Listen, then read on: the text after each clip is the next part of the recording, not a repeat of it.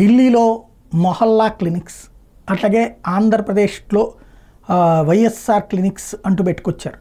అలాగే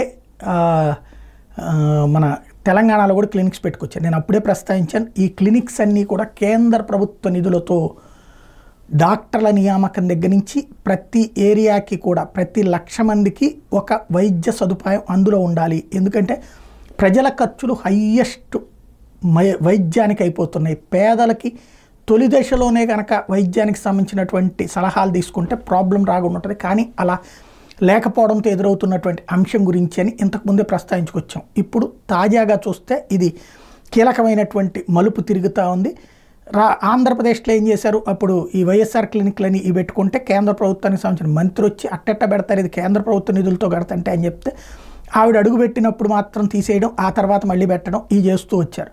అట్లాగే ఆరోగ్యశ్రీ ప్లేస్లో ఆయుష్మాన్ భారత్ నిధులు వాడుతున్నప్పుడు ఆయుష్మాన్ భారత్ బోర్డు పెట్టమంటే కూడా వీళ్ళు పెట్టకపోవడం, వాళ్ళు దానికి డబ్బులు ఆపేస్తే మళ్ళీ తీసుకురావడం ఇట్లాంటివి జరిగింది. ఇప్పుడు పంజాబ్లో ఆమ్ ఆద్మీ పార్టీ ఏం పెడుతున్నది, ఇట్లాగే ఆమ్ ఆద్మీ పార్టీ ప్రభుత్వం ఉంది, డబ్బులు వాళ్ళే కాదు కానీ ఆమ్ ఆద్మీ క్లినిక్స్ అని పెడుతుంది అనమాట. అంటే వాళ్ళది వాళ్ళ పేరుతో వచ్చేటట్టు, ఆమ్ ఆద్మీ పార్టీ పేరుతో వచ్చేటట్టు. మరి దీన్ని కేంద్ర ప్రభుత్వం అంగీకరిస్తుందంటే తర్వాత మళ్ళీ చర్చ నడుస్తుంది. అదిగో డబ్బులు ఆపేశారని మళ్ళీ రచ్చ నడిచే అవకాశం ఉంటుంది.